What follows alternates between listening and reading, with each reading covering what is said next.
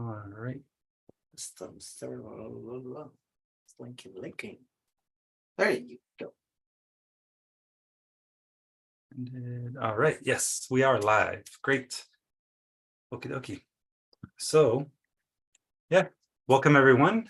Like I was saying earlier, I got Abraham in the house today. He's actually in the office joining me, and we will have Angie joining in virtually in a moment. But we do have a lot of information to cover today. And, today being one of our professional development seminars, we're going to try and as quickly as we can go through all of the information, but definitely if you have any questions, whether that be anybody watching on the actual live stream or here in person on Zoom, you guys are welcome to drop your questions into the chat and just raise your hand and we'll get to you. And to get us going, for those that might be new to DSTL Arts and sort of learning the ropes of what we do, here we have our handout for tonight. The handout itself is available to you on Google Classroom for those who are enrolled in the Poet Artist Development Program. But tonight we will be talking about design thinking. And this is kind of like a refresher in part from our last seminar that we did. But this is going to focus a little bit more on your brand and your personal, we'll call it identity for your artwork. And, to give a little bit of background on, what makes us unique as an organization. DSTL Arts is a nonprofit arts mentorship organization that inspires, teaches, and hires emerging artists from underserved communities. Through our programs, we really do emphasize giving people the tools and the opportunity to practice their artwork in a way that impacts themselves and their community. We offer different kinds of programs depending on the skill level of a person and their unique desire for getting their artwork out in the world. But for anybody that is curious, DSTL is an acronym, and it stands for Develop Skills and Transcend Limits Through the Arts, which is ultimately what we are aiming for. Like I said, we do have different programs for different skill levels, and that begins with our Poet Artist Development Program, the one that is offering this particular seminar. This is specifically for emerging artists over the ages of 18 who are looking for professional development opportunities and also potential publishing opportunities through our weekly workshops. And this is also the program that kind of supports the Creative Impact Program, which is a program that offers social justice focused workshops in the community and publishes an anthology every year, such as the No Fake News, which you see here on your screen.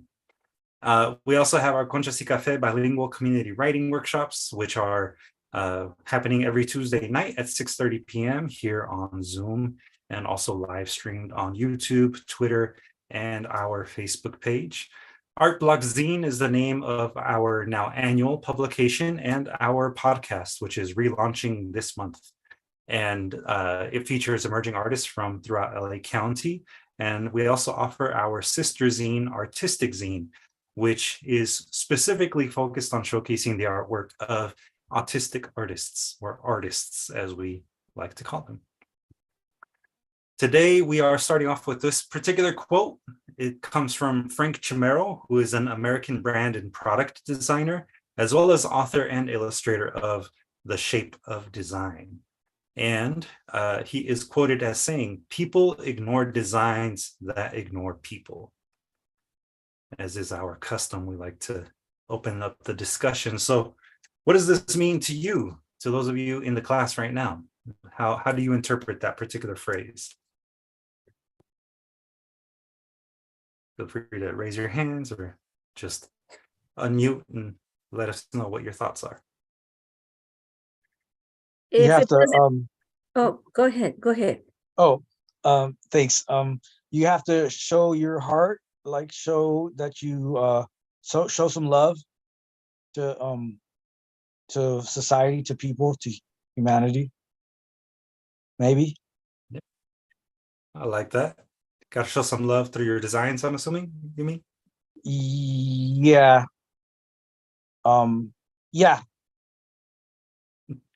Okay, cool. That's a good interpretation, Gustavo. Thank you. Yeah. Dr. Rosie? Yeah. I agree with Gustavo. I feel that you have to touch someone's heart in order to make an impact. So if you design something that really does not vibe with you, doesn't go with you, or just doesn't, is totally against you, you're ignoring someone. So it's like no one's going to listen to that. It's a turnoff. That's an interesting way to put it, right? To me, it reminds me of, like, let's say it's a beautiful dress for, I don't know, a runway.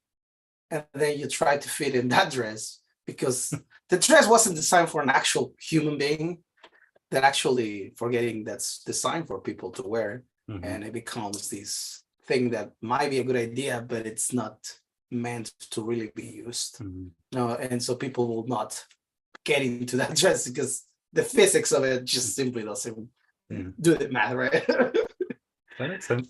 Or a truck that it's not gonna be driving for 200 miles, Mm. and as a constructor, you're gonna be driving the whole day. That means that truck wasn't designed for people who are gonna use it in mind. Right. It's designed for the idea, right? So Mhm. that reminds me of that a lot. That's a good interpretation too. Anyone else? Any other thoughts or? Well, I also feel that just reading the designs that ignore people, it's almost, you're not considering the other person's thoughts, feelings, just diversity. So if you're not doing that, then you're not coming through for everyone. It's you're limiting yourself. Yeah. Yeah, that's definitely a good way to put it. It's about, I think, recognizing, right, that there are different use cases for individuals. And if you're not designing or really even just thinking about people in the work that you're creating, you're leaving out, a whole population of our community that could potentially also benefit from your work. Correct. Kind of like in the way that Mojde observed in the chat. Mojde wrote, friendly and practical design can connect with the people better in a long term. And I think that's also really important for us to consider, long term. It's not just a fad or like a fly by night sort of thing, that only One hit wonder. Yeah. So you're thinking about, ways in which you can make your work have a broader impact. And so I think the idea here is that it's human-centered, right? It's about the people who are going to be ultimately consuming whatever it is that you create. Mhm. Which does bring us to the concept of design thinking. Does anyone have any questions so far or comments? I thought I might have heard a little comment there. Well, for those of you that were part of the seminar last month when we talked about creating a website and social media and how to promote your work, we did cover very briefly what design thinking is. And as you see here, the short answer is that it's a process of creative problem solving. But it's more than just that. Specifically, it's human-centered, non-linear problem solving. And it's something that you can use as an individual, as a business owner, and also as an organization. When you look at like a nonprofit, for example, that is attempting to solve a problem, if they're not thinking about the people, the community that their nonprofit is potentially going to affect, they're missing out on an opportunity to have a broader impact, a longer-term impact, as Mojde might say. And there's really three different concepts that revolve around the sort of ideas of design thinking. And it comes down to these three things that you see here. Number one is desirability. What is it that makes your solution desirable from a human point of view? So in maybe the example that Abraham was saying about the dress, a designer that creates a dress, It might be a very beautiful looking dress. It might be something that is colorful, maybe has a unique form. But if it's not necessarily from the human point of view, from the average human point of view, then it may not be really taking into account the needs of people, the average person. It's also feasibility. That's another big part of it. Going back again to the dress. If it's made out of metal, if it's a very unique dress that's made out of some form of aluminum, that might not be feasible for a person to actually wear on a regular basis anyway. So while it might look really nice, it's not necessarily feasible to make it a realistic tool for a person. So, feasibility is very much about assessing what technologies you have available to you and how can you make the object or the product something that is easy to attain. Then there's viability. And viability, when it really, comes down to it, it's all about money. And it's given what the limitations are to the funding or the resources that you have, that's where viability is going to really play a big role in the way you execute your designs. Like in the metal dress that you're talking about, how much metal does that uses and how much people is willing to pay for that much copper, let's say. Right. Or can you even get that much metal, right? Yeah, exactly. So, that's where viability comes into play. And yeah, when you think about it from like a nonprofit or a community agency point of view, as Dr. Rosie is saying in the chat, that is why community agencies must address clearly their vision and mission for addressing the needs of the community. So this is very much, again, people-centered, human-centered. Design thinking is always going to be about that. It always puts the needs of the human first, and it aims to develop solutions that are appealing to the end user. You could think of an end user not only in the technological terms of a person visiting your website or a person that is interacting with your app. If you end up developing an app, it's also the way in which that person consumes the media that you create. If you're a poet and you're writing poetry that is sort of, we'll say, robotic, or maybe is too esoteric, maybe very ethereal, very heavy on concepts and vanguard-like, right? That type of poetry is maybe potentially going to go over people's heads. It might not be something that a person can relate with. And so they won't have a positive experience listening to you perform your poetry. Whereas on the other hand, if you are writing poetry that is about human needs, about human nature, you might have a better chance of connecting. So totally correct. So let's play a game. For that, I pass it on to Abraham. So here we go. Which is going to help me with setting up the sharing screen of these, which is, I guess I titled it, the world's greatest branding game. Fireworks. So again, we're gonna, I don't know, can we see the things in the chat, or should we allow them to speak? Whichever, I guess. Yeah. We'll go by whoever responds first. Okay, well, we'll give them that credit. Whether that be in the chat or, Yeah. But again, it's easier for us to hear you than read the chat. So that'll be the fastest way to get us. Okay, so let's start with the first question of the game. Looking at these three colors, what brand uses them? So you guys. Del Taco. Del Taco. I don't know. Okay. That's a good guess. That's a good guess. Not bad, not bad. Valentine's for the red one. Which one? Valentine's for the red one. No, but what brand uses the three colors together? Rocky. Red is Rocky. Target? What? Well, Yeah, Target. Oh, well, Target is just red and white, if I remember correctly, right? It doesn't have yellow. yeah, we actually have our first. You mean all three brands? Has Yes. to be all No, three. all three colors. DSTL Arts. Oh, wow. Ah, Oh, okay. Somebody's getting minus credits. Not quite, Nah, we have different But- colors. but we do have a correct answer from Mojde. Oh, And it is, yes, Sweet. McDonald's. Yes. Yay, Mojde. There you go, right? You see red, white, and yellow. Mojde is getting ahead of you guys. Uh-oh. And as a special, like an additional credit for those that maybe didn't get it, looking at these three colors again, what other brand uses these same colors? Because it's not just McDonald's. Eh. So looking at the colors, Carl's Jr. there you Yeah. go. Yep, Yeah. that's another one. Carl's Jr. and there's still one more, actually. One big one.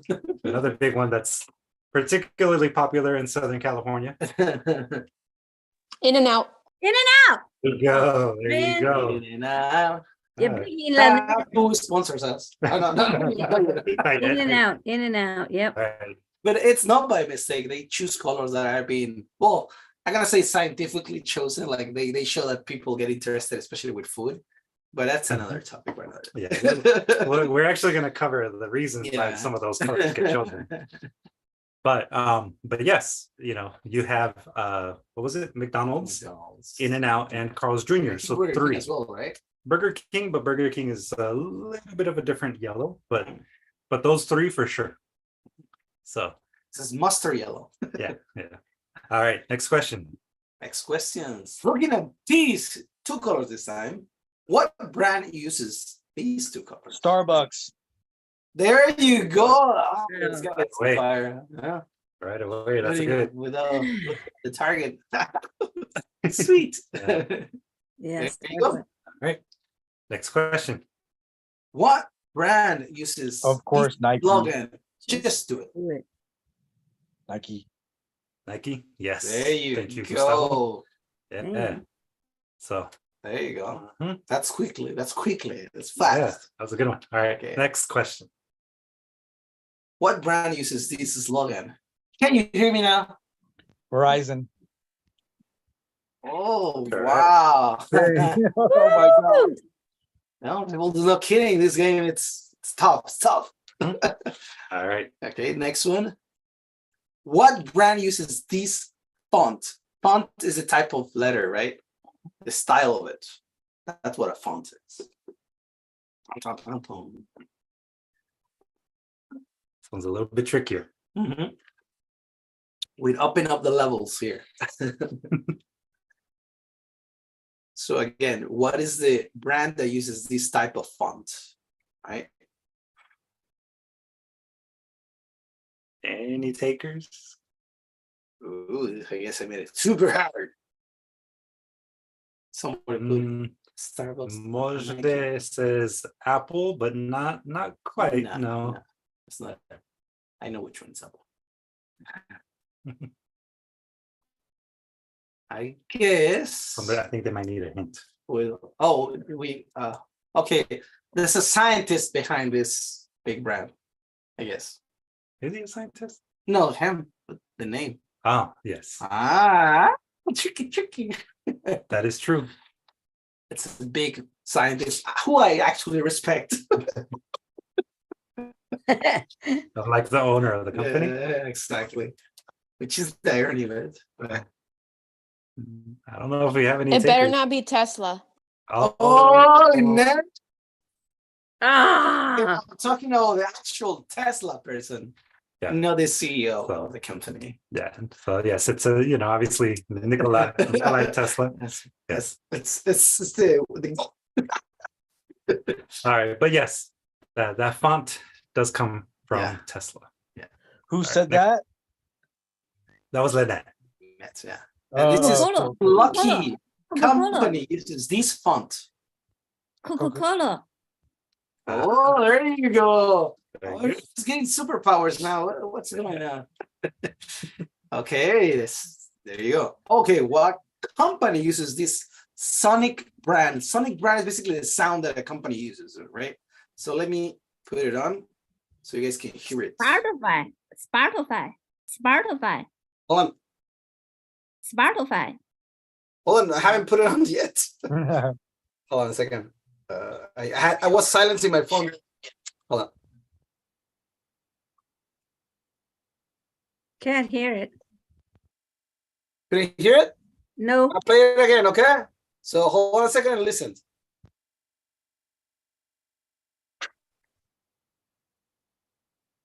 nope. No? Oh my goodness. Okay. Were you guys able to hear it? Nope, we can't hear it. No. Interesting. Why? Huh. Let's try one more time. Let's see if that works.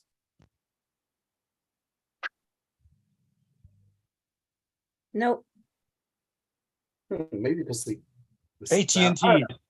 Sing it to us. Sing it to us. it's not a song, it's a sound. Oh, All right. make the sound. Make Make the the sound, sound, you make the guys. sound. Make the sound, you guys, together. That's kind of the closest I can get. It's an actual sound. Say it again. Do it a few times. Okay. I don't like I this swear video. it's not just to entertain us. Come on. 1, 2, 3. Do it. Not anymore. Jesus. Apple? Okay. No, not Apple. Sorry, we're trying to redo the HBO one. HBO. And again, I guess maybe you guys heard it because it's actually a static sound, and that's the sound that they use. So Yeah. next one, let's see if that one works. Before, I guess it's Spotify. Yeah. So I here's guess the next one. So try to listen to it. Hopefully this works here. You hear that one?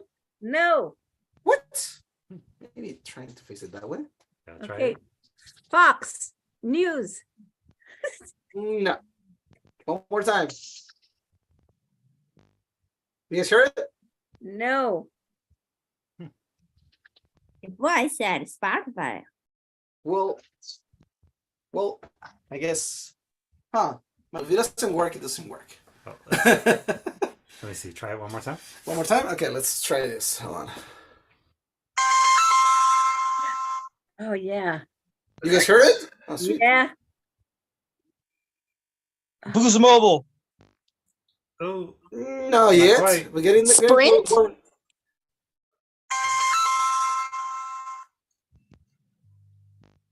It's not Sprint. not Sprint. That's print. But y'all Pretty are good. close. Getting warm. iPhone. AT&T. No. AT&T. Y'all are getting super Getting close. Metro PCS. You have a letter there. Hello. I guess we missed this one. So Okay. the answer of the So little clue. Y'all already said AT&T and we said no. Mhm. Y'all said Sprint and we said no. Verizon. Might taking it. It's not Verizon. What's the last of the big four? Boost Mobile. Not Boost Mobile. Oh, big five. Big five. Metro PCS. Not Metro. There's too many now. I don't I know. know there's a lot. There's I guess way more than. I guess I give you half credit, but no, yeah, not All right. really. It's T-Mobile. Oh my God. Oh, I said Boost Mobile. Okay. Oh, I And that's don't know that's what the it. difference is. That's the one I meant. And this is the sound of the other one. Let's see if you guys can hear it this time. HBO. Yeah. Every Yeah. movie and the star is HBO Yes. title. Yeah. Oh, I guess you had to fix it there, right? Yeah.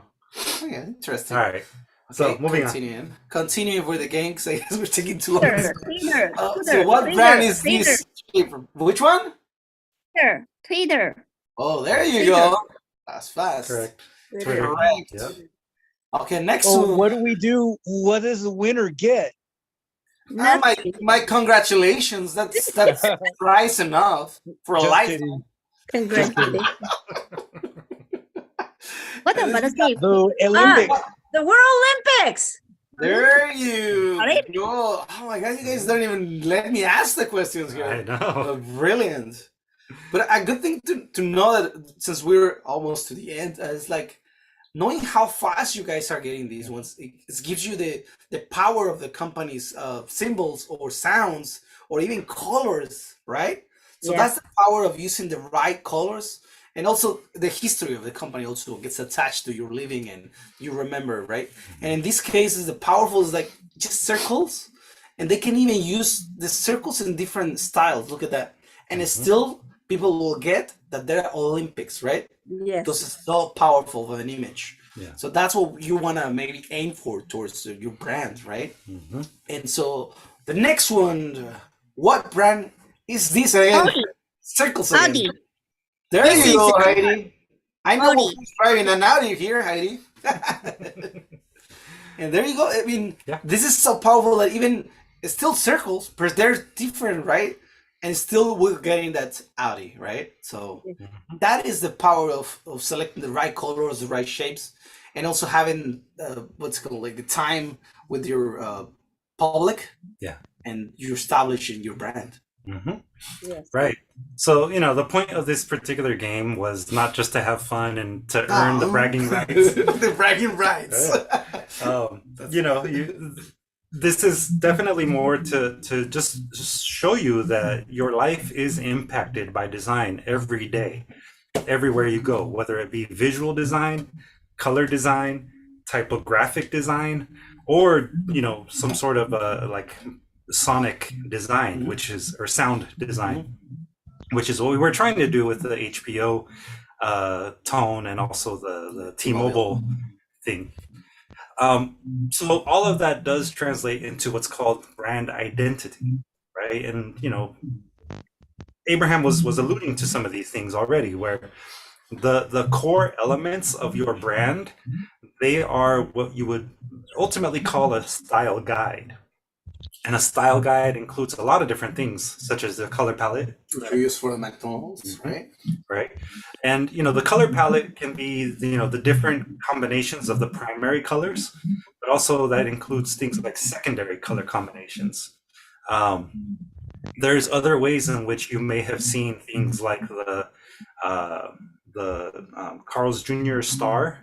The Carl's Jr. star normally is red outline with the yellow star, but sometimes you'll see it as the yellow star with a black outline. That would be the secondary color option. And then there's of course the monochromatic, so black and white. Typography, fonts and the way in which a font is presented, that is also part of your style guide. Plus Like Coca-Cola, right? Like Coca-Cola or like FedEx. There's a very specific way in which FedEx is written that, represents them. or Tesla. Or Tesla, right? And then there's the design aesthetic. That's also part of your style guide. If your style as a brand, as a poet, as an author is more on the like bohemian side or boho side, then it's going to have a certain type of feel to it emotionally, right? It's a slightly less traditional design aesthetic ultimately. And then there's the copy style. This is especially true for things like your website and also your social media. The way in which you write, like the tone that you use in your writing, that is part of your copy style. There's certain brands that are a little bit more formal, like if you're thinking of, say, like a photography brand, Nikon is going to use specific language that makes it sound more, scientific, but also technologically advanced. But then you compare that to something like, say, Uniqlo, which is a clothing company. They're going to have a different language that they use for their copy. And that's universal. That's going to go from social media to brochures to websites, all of that. Now, here's another little game that we're going to play. Beginning with this first color, yellow, what personality does yellow have? You can happy, okay. Oh, Another No, person. melancholy. I'm sorry. It's welcoming. Okay, welcoming, happy, cheerful, Warm. warm. Okay, good. Oh yeah, warm, hopeful. Hopeful. Hopeful, yeah. Nice. Pretty sure All right. some churches have that color. Yeah, yeah. Okay, so those are all very good, right? Warm, happy, friendly, cheerful, welcoming. Now going, let's go clockwise. How about orange? The color orange. What personality does orange have? Bold. Okay. Forest, because the orange color always in the outer, in the fall. So forest. Okay. So like a foresty, natural, Or like a fall, kind of like fall. the leaves. Yeah. Oh, Happy. yeah, that's fall. Okay. What other personality might you give orange? Well, I can just think of a jack-o'-lantern, but that's not what we're going for. No, Maybe- but notice. Seasonal. I'm sorry. Was that Dr. Rosie? Yeah, maybe curious. Curious. Yes. Interesting. Interesting. So notice those things though, right? We had fall, the forest, jack-o'-lanterns, and curious, I think was the last one, right, Dr. Rosie? Yes. Yeah.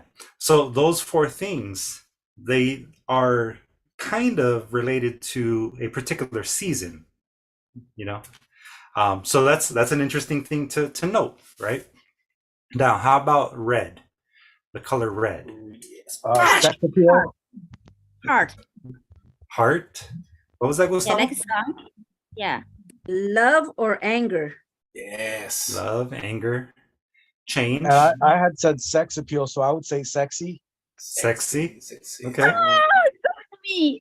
Sometimes before I am very shy, I kind of sexy. I, Somebody's changing Anger. colors. Yeah. Sexy. Wearing red, right? Mischievous. Mischievous. There you Like go. the Yeah, devil. that's probably more accurate for this guy. Okay. Anger. All right. So definitely these are more like emotional, Yeah. right? Personality traits. How about purple? Royalty, Uh, regal. Oh, there you go. Pretty. Association. Pretty. Pretty. Okay. That's really colorful. Yeah. Lavish. And Calmness. Calmness. Okay. Lavish. Lavish. I was Nice. thinking also flamboyant. Like, I don't know. Flamboyant? Somebody dressed in purple. I'm like, okay. Mm. It's flamboyant. Mojde has an interesting one. Wise or Wise. wise Like a wizard? wisdom. Yeah, okay, that's good. So royalty, wisdom, calmness, or maybe stability, and just pretty. So, very, very unique, kind of like stable, we want to say, personality traits. How about the color blue? When you think of blue, what do you think? melancholy. Melancholy. Melancholy? Melancholy. Okay. Yeah. Peace- Unhappy. Winter? Cold. Okay. Cold. Peaceful. It means peaceful.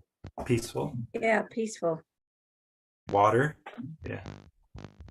Okay, good. So kind of similar to purple, but I think this one maybe people were more on the like temperature side, right? Mhm. Water, coldness, Also freedom. winter, freedom. Yeah. Okay.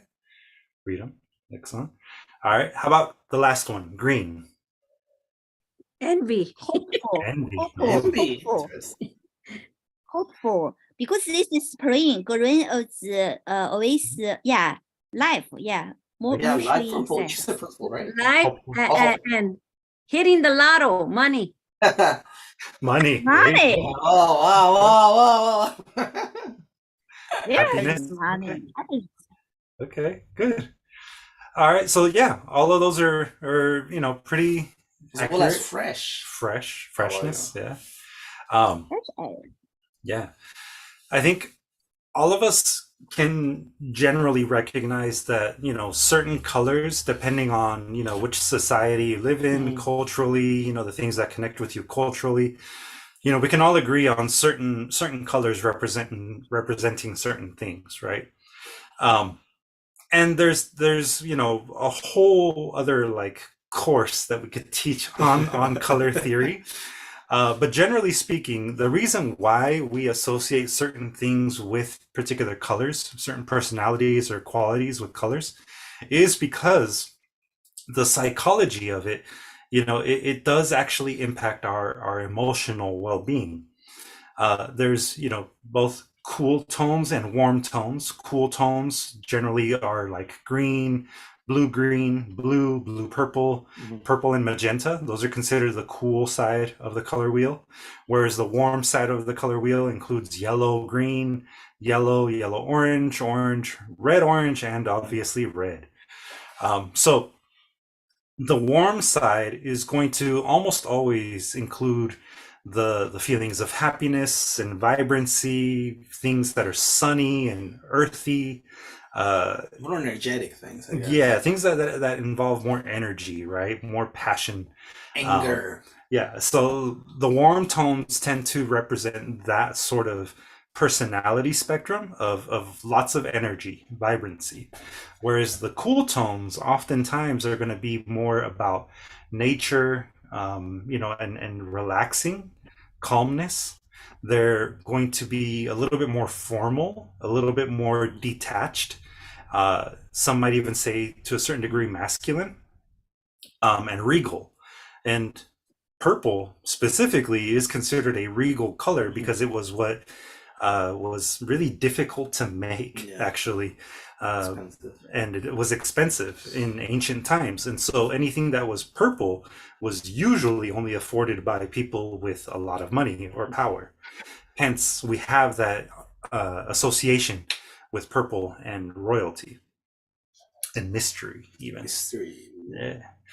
So as you're thinking about your own brand, whether you're going to create your own logo or whether you're going to create a particular image with your company, with your arts practice, keep these colors in mind, because they can say something to the people that come across your logo on your website or on one of your social media pages.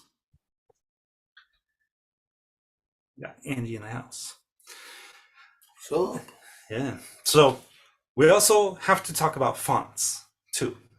Fonts, like when we were looking at the Tesla one earlier in the game, there's certain associations that we might make with fonts, things that, are universal in terms of their recognizability, like Coca-Cola, and the fact that Heidi, recognized the Coca-Cola font right away. Like those are seconds. yeah, within seconds. I mean, those are things that you can do with the correct font when you choose a font.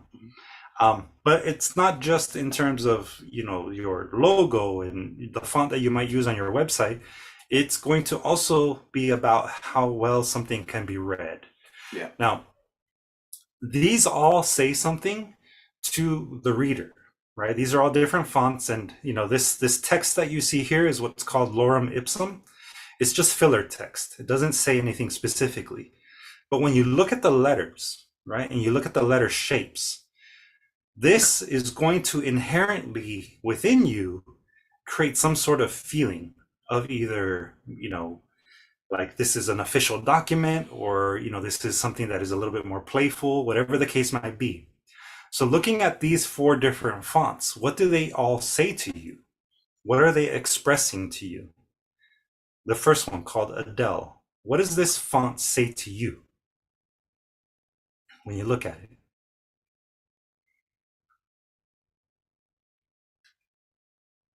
It's standard. Okay. Standard. Can you maybe elaborate a little bit on that, Lynette? What you mean by standard? Like it's not trying to do anything crazy. It's just, staying in its lane. That's a good description. The font that you want to use when you need to stay in your lane. I definitely didn't mean it in a bad way, but No. And that's not a bad thing for a font, believe me. How about this next one for everyone? Hobo. Just the name. I know the name is funny. Yeah. Can I remove the highlight? Yes. What is But isn't hobo? that Latin? I thought you said something like it doesn't really mean anything, but I thought it was Latin. I mean, I'm not answering the question, Yeah. but I'm just curious. Yeah, no, the text there is what's called lorem ipsum. It's Oh. just like a random generated sequence of letters. Oh, dang it. All right. Okay, cool. It's a good way to test how a font works, right? If you don't see nothing wrong with it, it's because you don't put associating words with Yeah. the text. Yeah. You just Yeah. look at the text as it is. Mhm. Yeah. So that font called Hobo. What are your thoughts about that one when you see that one? Well, it's all it stands out more because it's bolded. They're all the words are bolded, so it stands out, but then there is no nothing, no word is stronger than the other. Yeah, interesting. Yeah, that's an interesting observation. I think I can relate it with somebody is screaming the whole conversation. Yeah, You're like, hold on a second, I didn't listen to anything because everything was important, right? Right. And so if you don't have the space or the time to absorb it, as everything's jumping on your face, it becomes hard for you to Yeah. focus, right? Yeah. Interesting. How about this next one? Courier. This one that's highlighted right now. What does courier say to you when you see it? it's easier to read. It's easy to read. Okay, that's good. That's always a very positive for a font, of course. Anything else that you associate with courier? Anyone?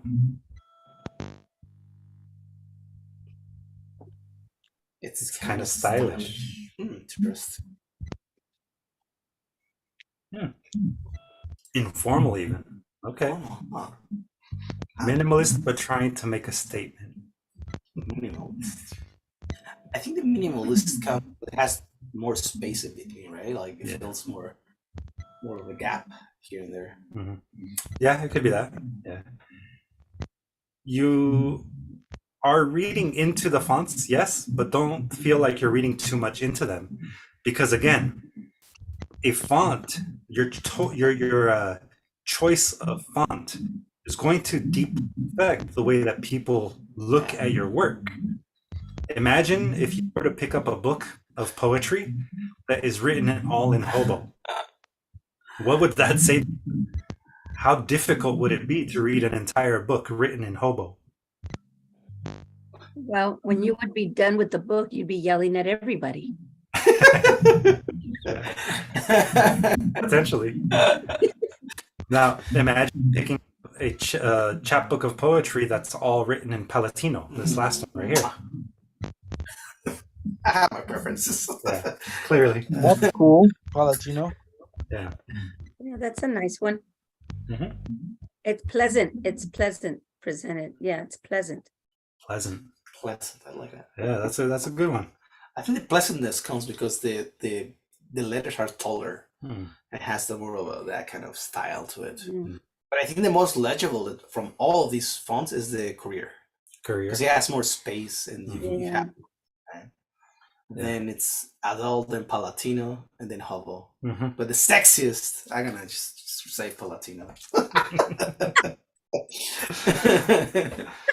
Palatino is actually one of my favorites, and so is Adele. And there's like a fun little like extra tidbit for everyone.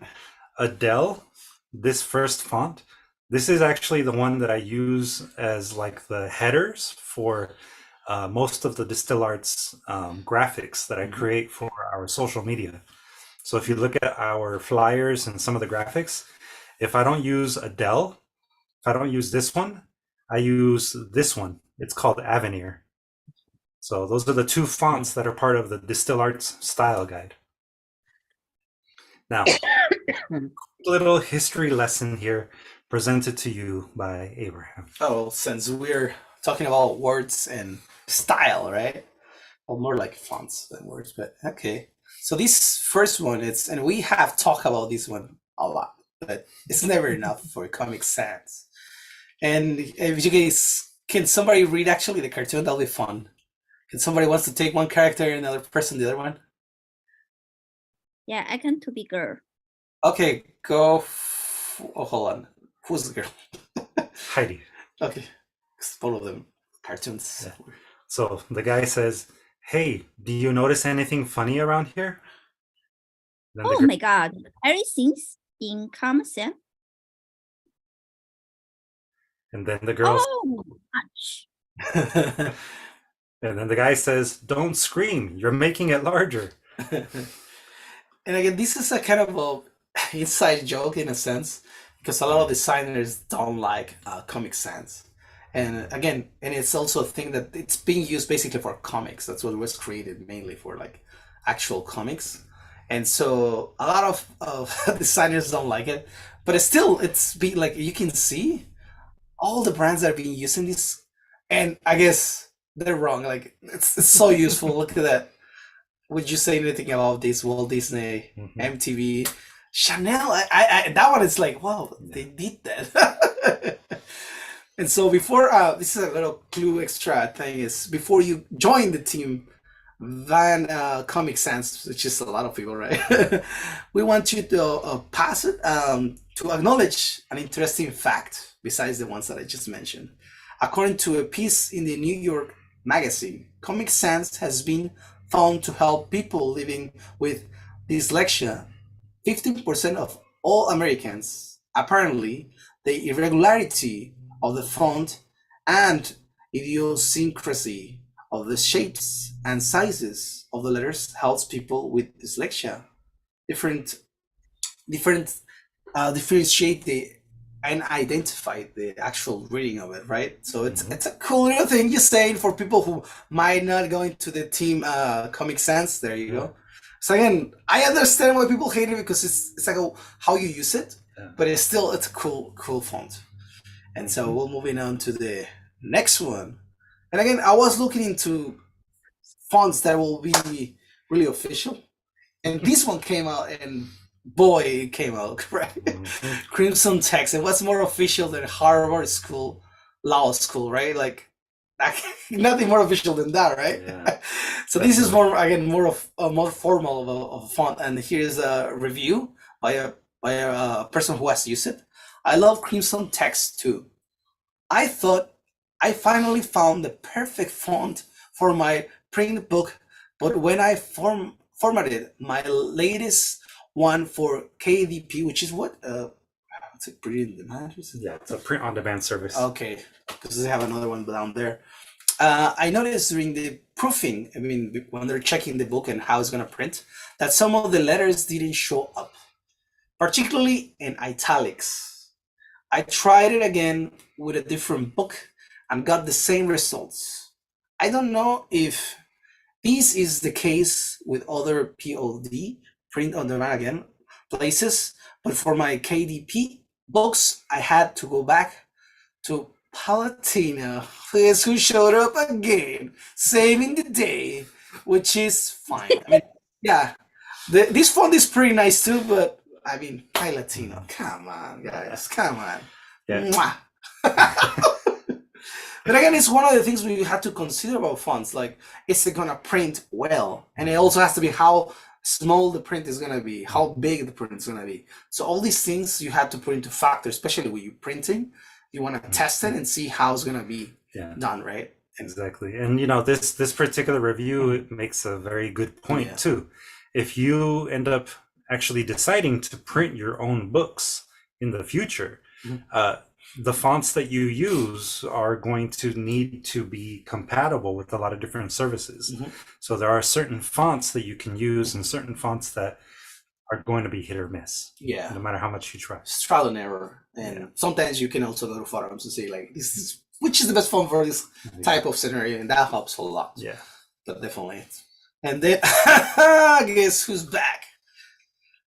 Palatino. And I met someone, a woman from This Is Firm. I met someone from This Is Corporation. Yeah, DreamWorkers. Yeah, and again, you guys can also notice that it's not because I mean, every font that I put here is the thing that I typed. It's with the same font, but as you can see, DreamWorks looks a little different, and it's because it's thicker, right? This thing may be bold. There's different styles to the same font, but the only thing that changes is how thick they are gonna be, or skinnier or slanted or Yeah. some, but it's the same style, right? Yeah, it's actually what you call a typeface. Typeface. There you go. Palatino was designed by German typeface designer Hermann Saft, who also created Optima. You guys can Google that one. It was initially released in 1948 by the Linotype Foundry. Palatino is an it's an easy to read. Again, that's the main reason why people like it, right? And popular text typeface. Within the typeface family, a wide variety of weights and variations are available, which I was just mentioning. Monotype created Palatino look-alike called Book Antiqua. So if you guys want to look another font that look like Palatino, I want a V. Microsoft include this typeface in Windows and Microsoft Office. And again, it's all about these interesting little stories behind what you read, right? What makes you like read something or makes you tired of reading something. So you get a book sometimes that has the wrong font, even though the text is nice. If you read it in the font, it just doesn't work. It'll make your eyes tired, or boring, or too busy. So yeah. And a quick little note: if you want to know what Optima looks like, this is actually written in Optima using the Optima font. So. And then we have Helvetica. That's a cool one too. The first version of the typeface, which later became known as Helvetica, was created in 1957 by Swiss type designer. Again, the Swiss designs pretty awesome. Max Miethinger, close enough. His goal was to design a new sans serif font that could compete with the Swiss market as a neutral. Again, neutral is a key word for this one. Like we were doing with the colors, it's kind of what we start talking about with designing, right? Neutral font that should not be given any additional meaning, right? It's kind of plain if you think about it. Today, the Helvetica font is ubiquitous, used to spell out major brand identities like Nestlé, Lufthansa, shop names, American Apparel, public signage, my bad. The like the subway that we just saw, the subway types, the New Yorker system was the early adopter of it. Tech companies like Microsoft, Intel, Apple, currently iPhones use the fashionably skinny Helvetica Neo. So it's another cool font. Just saying, yeah. If you have an iPhone, you know, you'll notice that is the font that is on your phone, the primary one. And then we want to move on to, since we're talking about fonts and cool ways of creating things, Chantal Martin. And again, I choose this font because it kind of represents what she's about. And again, it's about choosing the right font for the right occasion, right? Martin is a British visual artist, intuitive philosopher, cultural facilitator, teacher, choreographer, songwriter, performer, and more. Yeah, she doesn't have too much time for other stuff. Best known for her large-scale black and white line drawings. And that's going to be really important, right? She performs many of her drawings for a live audience. So this is something that's really interactive, right? And so I love the fact that we're talking about websites, right? So this artist has interesting homepage that reflects her artistic voice. And again, look at the words that we just saw and let me know when we open the website, if you guys can go up a little bit and see if you guys see this, right? Live audience, so basically performance, right? Interactive. And then we're talking about black and white letters, right? So we're gonna open her website and I guess hopefully you guys can see it.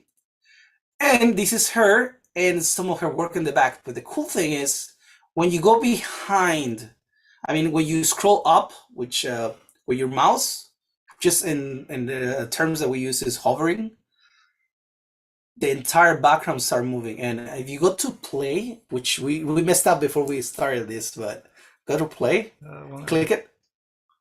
You're there. It's a little close. There you go. There we go. And we can move how much this is gonna stay. Like you can reset and it will go to the actual settings. And you see, it moves just a little bit every time you go on top of it. So as we were talking about, is your design speaking about your style or your artwork, right? And definitely this speaks about her work, because we're talking about somebody who uses letters and bold black and white, and being something interactive. This is the most interactive thing you can find, right? So it's definitely how you might want to be thinking about your designs for either your book or your website. Think about what's your style, right? And what are the keywords that you are describing yourself as, right? And try to use them. And this page again is animated with custom JavaScript, which creates an engaging visual effect.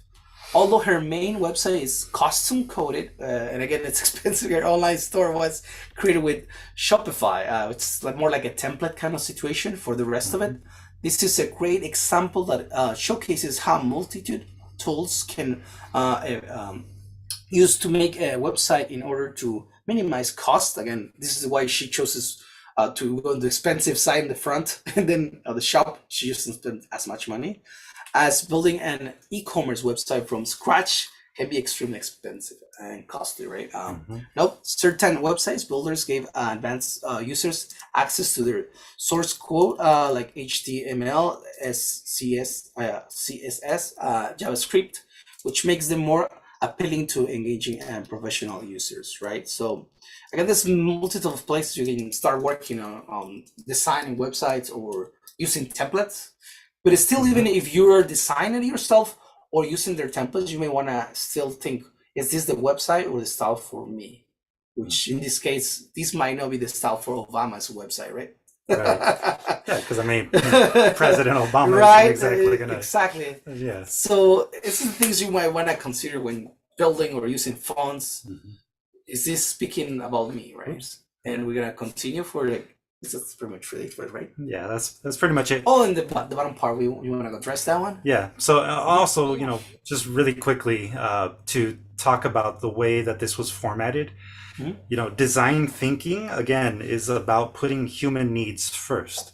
And one of the ways, especially in print, that you do that is by having a header, right? So a primary heading, and then you have a secondary heading, and then you have your body text, right? That's something that you see very commonly in books.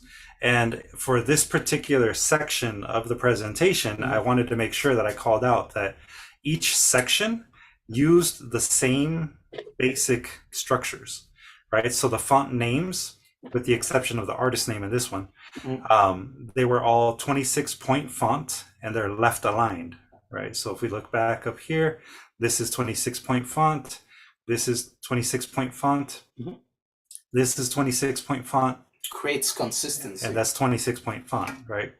These secondary headings, these subheadings, as we could call them, all of them were size 16 points, and then they were center aligned. And I'm also showing you that they're regular typeface. So this is the standard. It's not bold. It's not italics or anything like that. And then the body, all of these body sections, they're all 12-point font, left aligned. Those are things that you should definitely be aware of if you're formatting your own books in the future. If you're making a zine, or if you're doing your own print on demand books, those are things that you should be very consistent about.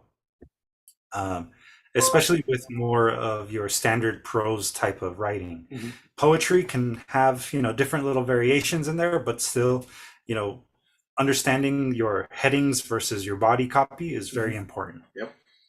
And the standard of it, like don't go from one font and then all of a sudden change to another one. Yeah. Because it becomes a little hectic. And and it can become disruptive, which brings us to this next. This next section, right? So typography is more than just the font that you choose. It actually is about all of the ways in which you present the words that you're writing. The color that you're choosing, right? If it's reversed text where it's white on a darker color, that is a way in which you're presenting your fonts. The color that you're choosing, if it's a, particular color on top of another one, that is going to also be part of a style guide. And those are things that you need to take into account, especially if someone is someone in your audience is maybe colorblind, right? There's certain tools that you can use to better judge if something is going to print in black and white better or be seen by a person that is that has color blindness. You can check those things using different tools online, and make it work for the person that you intended to go to. So those things are important. They have to work against a dark background and a light background if you're choosing different colors.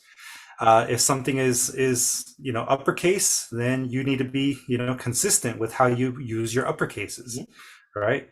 The subheading here is a standard sentence, but the primary heading here is a heading. Therefore, it has the proper use of capitalized letters.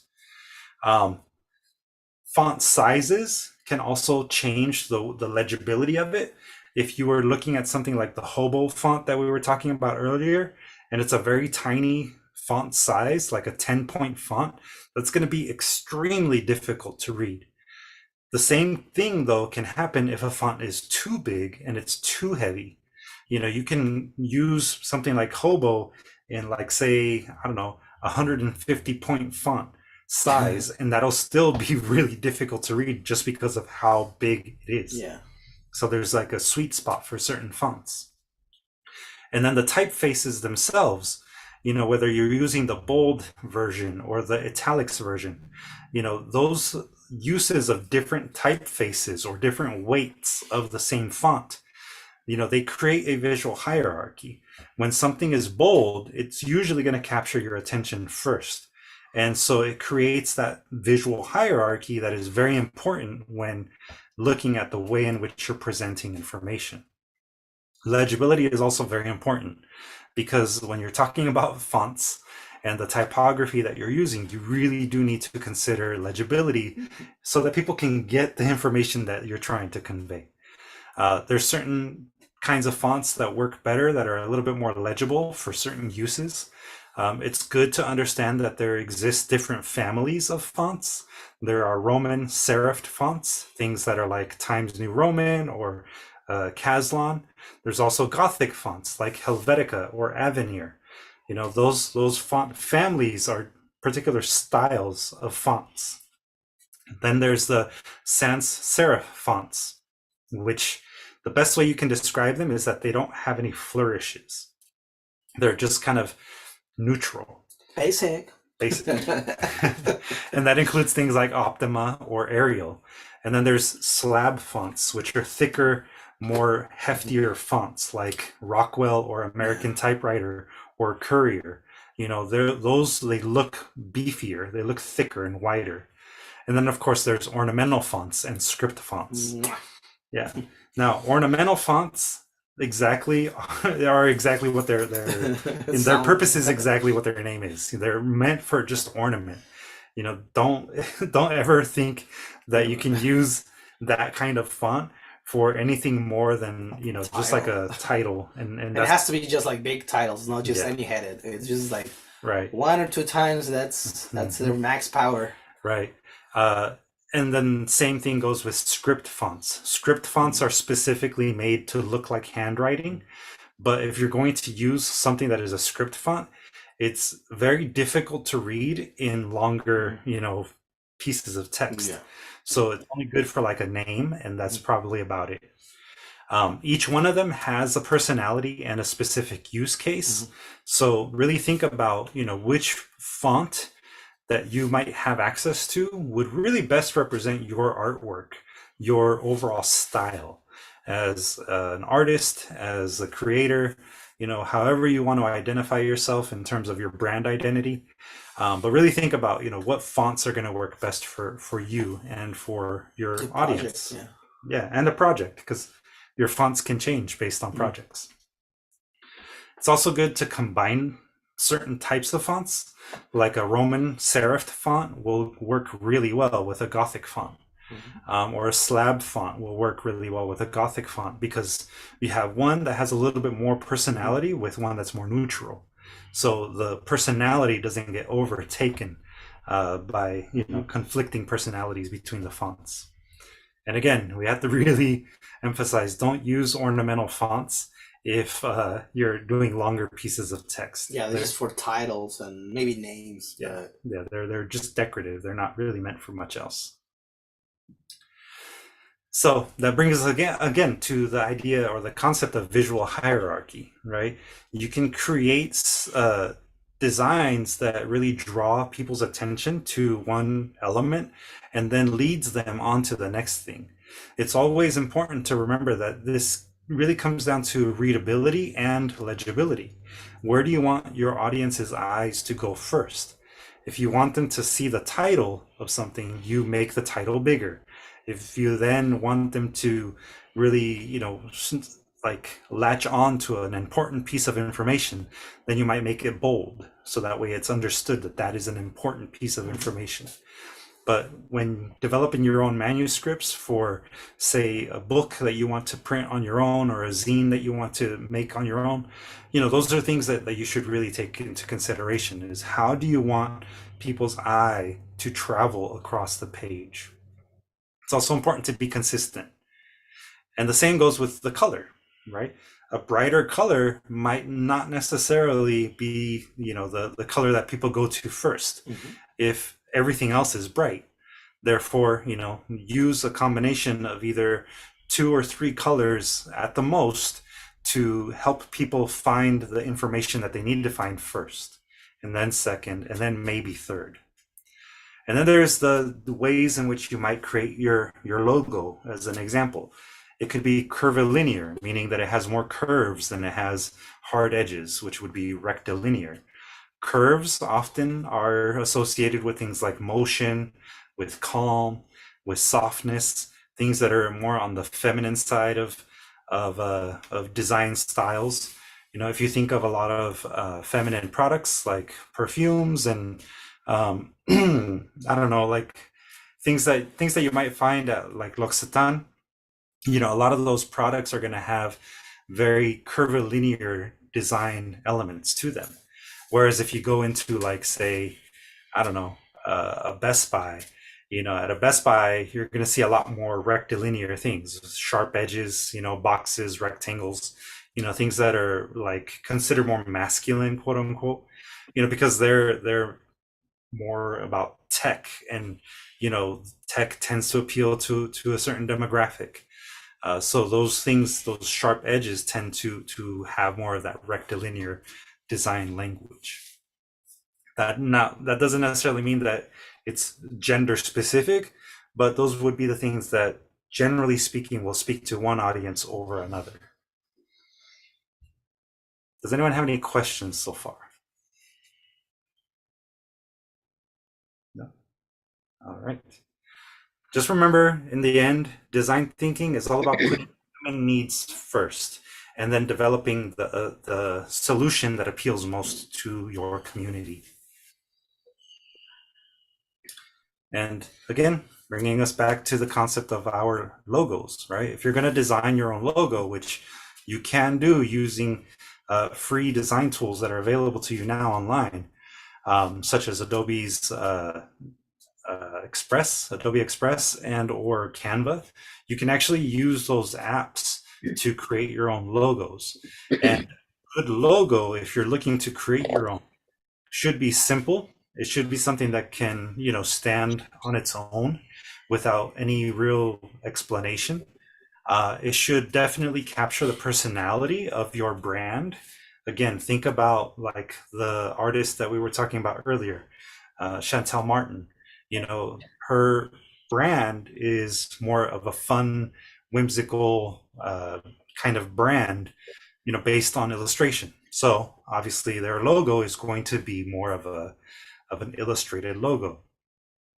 It's also something that should be versatile and timeless. It should be able to adapt with changes in basically different design trends, Like the Olympic one. Yeah. You saw like how many Olympic games you saw that? I know. And it still has the same logo. It just changes some stylistic shape or color, and Yeah. there you go.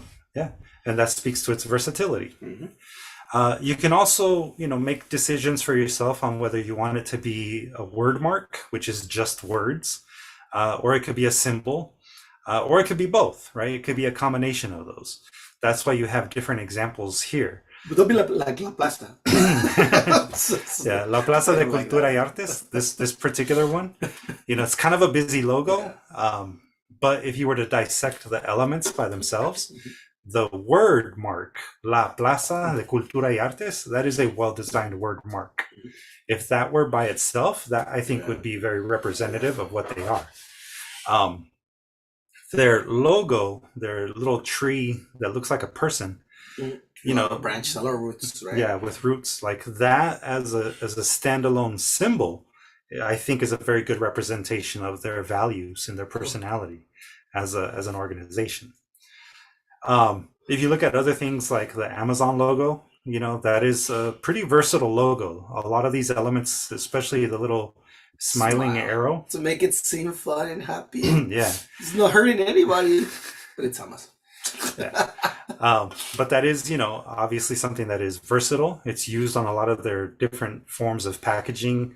And, it sort of speaks to what they do, right? You buy it and voila, it gets shipped to you with a smile, supposedly. And then you have something like the LA Public Library, which I think has a very nice, classy, somewhat, somewhat formal logo, right? And you have not only this reversed book in the black circle there, which I think is a really interesting logo, but the font that they chose, that speaks to this sense of formality, to the sense of knowledge, to the sense of stability in a lot of ways that you would expect of a library. And then, you have a few of the DSTL Arts logos here as well. Yeah. And good to just to point out, like you see Luis's DSTL Arts logo, and you see the colors and the hierarchy of the colors, and then the way he designed this actual lecture. You see the top is the color of the logo as well, and the secondary thing, which is the secondary basically headline, it's on the white, right? And then the rest is yellow, right? Like it's a perfect way to, as an example, right? Just letting you guys know.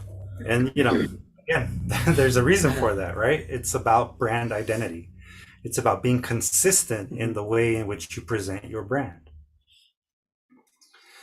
So all of these things do translate not only from print, to other mediums, which includes the web, but this also includes whatever ways you can actually create, your brand identity in social media too. Remember, I talked about how when I create logos or images for our different workshops and things, using Adobe Express, I'm able to use the same fonts, the same color schemes, the same sort of hierarchy with the fonts. And that creates, again, this reinforced idea of what DSTL Arts is about. All right, all of those things revolve around, again, visual hierarchy. It revolves around the color palette of DSTL Arts, which Abraham just pointed out. And then, the different elements, the elements that speak to the personality of DSTL Arts. So let's see who did it best. Ooh. Yeah. Now, in the chat, Lynette did ask about, different recommendations for websites. Again, you can go the custom made route, and you can spend some money on it, and you can invest maybe in the homepage as a customized homepage. This particular website is based off of a Shopify website. So, you can take the HTML code that a graphic designer took, upload it to the Shopify site, and then this is what they get as part of their landing page. But then when you click on one of these, it goes to a standardized template or a generally standardized template, and then it gives you these sections that you're able to follow it. Yeah. And it gives you these sections, that are very easy to read, and that would work on any kind of device, which is another really important thing. All right. So this is Chantel Martin. really take note of the way in which the fonts are used and the design elements are used. A lot of playfulness to it. Yeah, a lot of playfulness to it. And then there's this one, Ooh. Stephen King. Now, Stephen King has been around for a long time, so he has a lot of content. But when we look at Stephen King's website, what are some of the things that you're noticing now? What is working for you? Maybe, the color of the background, the horror vibe is clear, Yes, definitely. so the style is working. Yeah. So, and since the last time that we did this, they clearly updated this website. Yeah, that's better. So, yeah, they must have watched the last video that we did, because the last time that we looked at Stephen King's website, it was busy as hell. Yeah, it was very Pun busy. intended, hell. Yeah, it was very busy and kind of cluttered. But that said, this is a good, solid design, and it gives you the information in a hierarchy that most people would need. Right? Think about who would be visiting Stephen King's website. It's probably some sort of a researcher, someone looking for, different, events that are coming up. Signings. Yeah. So, this is a fairly clean design.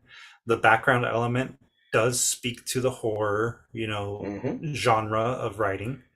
And, it's Tower. Oh, cool. Yeah. Oh, what? Look at that effect. Oh, I like that. yeah, that's Okay. cool. I'm sold.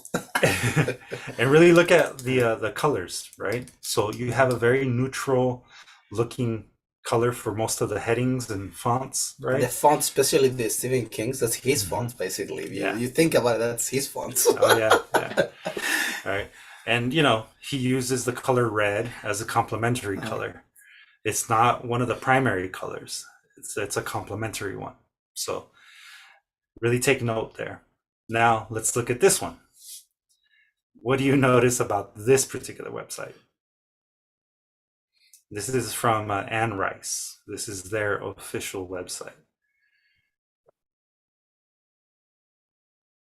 And if you don't know Anne Rice, Let us know what you think first of the website, and we'll see you on the right track. Maybe that will help what us kind as of well. writer do you think Yeah. Anne Rice is? For those that might not know Anne Rice.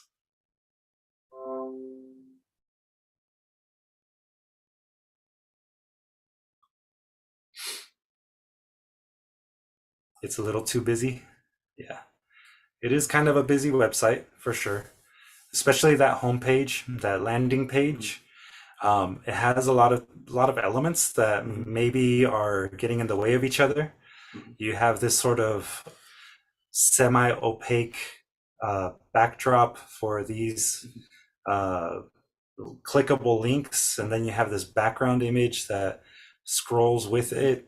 It's kind of this similar color as the font color here, which might make it a little bit difficult to read. Yes.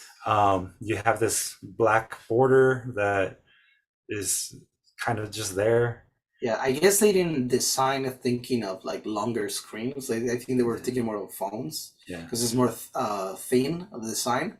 Mhm. But definitely the black, the thing that's kind of the middle ground, which is the gray, basically covering this black area, it's not giving us any help. It's just getting in the way because it doesn't let you look at the background Mhm. and it doesn't let you look at the actual information. Mhm. So I think it's either the background was too busy and they're trying to suppress it by using that, but they could just use other colors then. Yeah. But Yeah. So yeah, good observation. There's kind of a lot going on. this time it switched from this one. Yeah. Steven give us back. No, Yeah. it's the race. So now let's look at another one. So here we have Sandra Cisneros, a very well-known and well-respected Chicana writer, poet. What are your thoughts about Sandra Cisneros' website?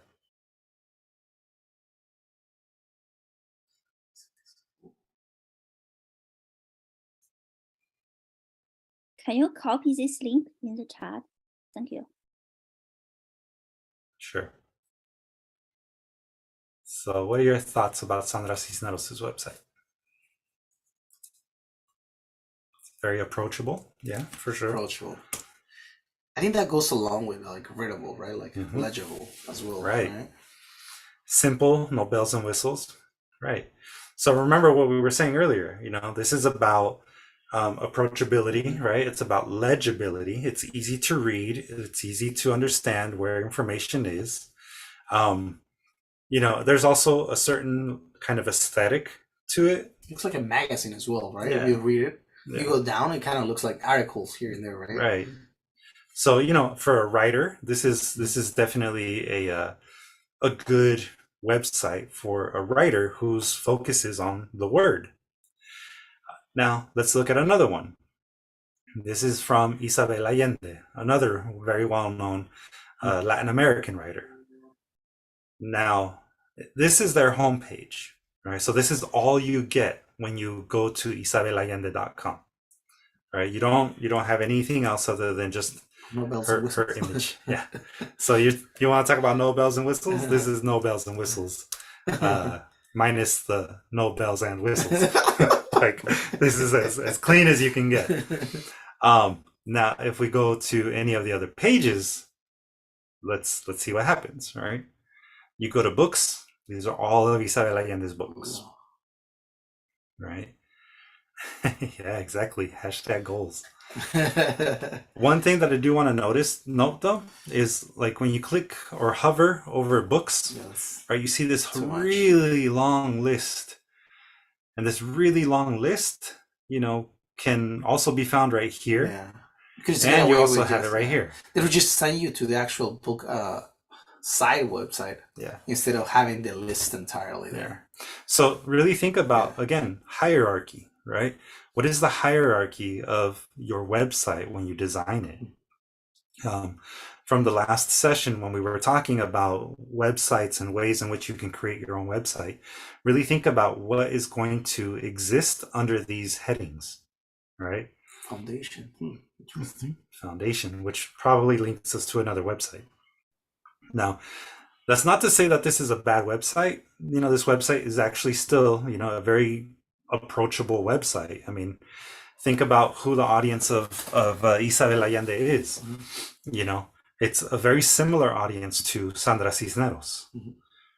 And I like how both have this touch of themselves, Mhm. especially with the signature. If you think of it, Yeah. Sandra Cisneros, that's a nice touch of the font. And again, Mhm. fonts, right? And Yeah. then the other one's the little flower, which I haven't read the books, but I have heard about. I mean, that's an important key element in Mhm. her writing. Yeah. So I love that it has the touch of them, right? Like it's about style. Speaking about you as well. Mhm. Yeah. So as you think about developing your own website, really think about how you want to use things like color, your fonts, absolutely, because it needs to be legible and easy to read. But also your personality as a brand, right? You have the author, your personality, your work that you create has its own personality. I mean, we can't necessarily say that someone like Stephen King, who is the king of horror, he himself is probably not that scary of a person, but writing is scary. Therefore, his website is going to reflect that. Whereas you think of someone like Sandra Cisneros, a poet, an author, very much about the Latino experience, the Latinx experience in the United States. Their website is kind of reflecting this focus on the word and the story of the woman. Yeah, So- woman is one of the first things they mention, right? Like Yeah. you can see there, Yeah. mujer, woman, all like it's on top of it. Mm-hmm. Yeah, and that's their newest book, but it's still No, like, but it's a reason they put stuff like because they know who their main audience is, right? And so that's one thing about designing for a person, right? Like Mhm. who is going to be the person you're designing for, Mhm. and so those are the things you want to consider. Yeah. So, does anyone have any questions? Anything? Luis, can Yes. you copy this Stephanie Ken website in the chat? Thank you. Yeah, it's just simply stephenking.com, which, if you wanted to create your own website, it's also highly recommended that you have your your specific URL, your own address, website address. And if it's your name, then that's even better, because it's a lot less likely to be taken by someone else already if your name is unique. Unless it's Jose or Pancho. Mike. Exactly. Yeah. But either way, that is obviously a way in which you would develop your brand. So Yeah. With my question. Hmm? Yeah. My partner about, for example, my last name is W U. Yeah, because if I use my full name to be website, I worry about have something difficult spelling WU. So what I do, maybe in hide is better. So yeah, I mean, that depends maybe on your personality, right, and your brand's personality. If your brand is going to be your name, then you might want to consider using your full name, right? Jian Heidi Wu, or it could be just HeidiWu.com. Or you might want to instead use a something that is actually not your name, that could be registered as a website. Like in my case, my artist name is Stymylove1, STIMEYLUV, the number 1. That's a name that I used to use when I was writing graffiti as a young man. And it's the name that I've used for pretty much all of my social media. But my website up until a couple of years ago now, it was smileyphase.com, which was more of a personal thing. Now that I'm going to be redoing my website, I'm going to instead use stymylove1.com, because the truth is luisantoniopichardo.com is kind of long, number 1. Is it? And number 2, Pichardo is not a common last name, and people misspell it all the time. Even my first name, Luis, Luis, like, it's a kind of common name now, but it's something that people misspell. So if you have a name that people are going to misspell often, you might want to consider using a different website address. So Luis, so if you've already had, like, you're gonna have like three different changes, are you connecting them all so that way whatever person saw the beginning ones, they can also see the most recent ones? Are you somehow connecting them all? Yeah, and that would be an additional service that I have to pay for. It's what you call a redirect link. And so when a person goes to my old website, smileyphase.com, I'll have to pay for the service to redirect back to the new one, which will be stymylove1.com. Okay, thank you. Yeah, unfortunately, those things aren't usually free. So if you you two spaces, basically. Yeah, because that's ultimately what it is. You're using 2 independent websites to go to just one, But if you make those decisions early on in your career, the better, ultimately, long term. So those are recommendations there. Now, we have it up as kind of like a homework assignment. It's obviously not homework, because we're not expecting you to do it, within the week or even the month. 5 minutes to finish your website. Take time. But really think about your audience and who your artwork appeals to, right? The way in which you approach your design, whether that be the colors that you choose, the fonts that you choose, all of that stuff that creates a style guide, all of those things are going to ultimately depend on who your audience is. And if your audience is of a particular demographic, then consider doing a slightly more simplified website. If your audience is more on the like horror and thriller side, then you might want to look at Stephen King's website and really think about how he's using darker colors, how red, which is a color of passion, a color of anger, how that plays a sort of like highlight. Blood. Plays kind of like that highlight sort of function for the website, and think about how that would work for you, in your work. And then I definitely recommend that you look into things like Adobe's Adobe Express or Creative Cloud. Consider potentially getting a basic subscription for that service, because it's a great way for you to have customized fonts and even logos associated with your brand. Or consider looking at Canva, which is also free, and then you pay for the extra ability to create like a logo and that kind of thing for your social media and all of those other uses. And as always, we are available for anyone that has questions. You can reach out to us either through our social media, for anyone watching on the live stream, or later on YouTube. You can also reach out to us directly. We're definitely available in that capacity for especially those of you in our programs. And we are more than happy to guide you in the direction that best works for you. So thanks again, everyone. We did go over our time by quite a bit, but I don't even know what time it is. it's about 8:15. I So was having too much fun. I hope that y'all got a good amount of information out of tonight's session. Does anyone have any questions that we can answer for you right now?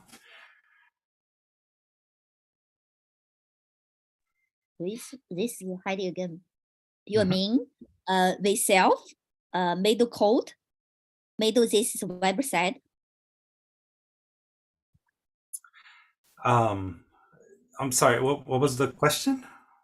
My question about you mean we can together made this website, our only myself. I'm not quite following what you're asking, other than just to say, like, Are you? I think she's asking if she's gonna be able to have assistance with her website if she wants to make one. Is that correct? Yeah. Okay. okay, yeah, I mean, we won't build a website for you, but we can definitely send you in the direction for using templates to help you get started. And there are a lot of different services and websites out there that help you build websites. I did list a few in the chat, and in last month's session, we also talked about different websites and ways in which you can approach your website. So consider looking at things like Square or Shopify if you know for a fact that you want to have the ability to sell stuff through your website. Those would be my two top recommendations. Then there's also Squarespace, which is different from Square. I have to always say that. Like a name branding, right? Yeah. But, that one also allows you to do web stores, and it also gives you templates for creating your own website. SquareUp.com. That one is the one that allows you to do a website for free. It's a very basic one, but, you can still do a decent website that way. Squarespace is not free. That one you do have to pay when you are going to publish your website. The other one, Shopify, is also not free. Pretty much none of them are free when you finally start adding on more things. Yeah, especially when you want your entire name to appear instead of having your name and then the company's name. Yeah. So yeah, you're gonna spend some money, but I think my suggestion for anybody who hasn't delved into creating websites to create what's the term for this? It's like a newspaper. What's it called? Forum, like not a forum. It's what's the name for that? Crossed my mind. the template. One template. It's like MySpace and really what do you call those? An actual website. It's. I'll get back to you guys. Like a social media profile. Kind of. No, I'll get back to it. Yeah. Well, in any case, I did put in the chat right now SquareUp.com. That is the platform that I use for the DSTL Arts website. And it has been a great service. Like I said, it starts you off for free. You don't have to pay anything to create the website, and even to start using the website. It's only going to cost you money when you want to do customizations and when you want to use your own specific URL. So like if you want it to be I don't know, like angelicacastañeda.com, then that's when you have to pay. A blog. A blog. Create your own there you blog. go. You That can will start off help, with a yeah. blog. Yeah. Yeah. And then see how that works. Yeah. And if you want to start off with a blog, then I recommend WordPress.com. Yeah, they're for free. Yeah. So, yeah, I think that's it. I don't know. Any other questions?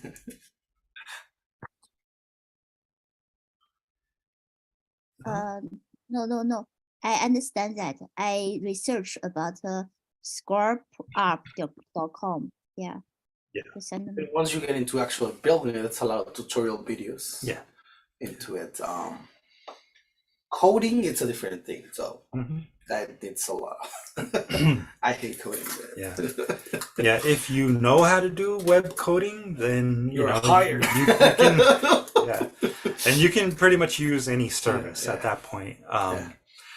But the benefit of a lot of the ones that I mentioned already is that you have templates. Yeah.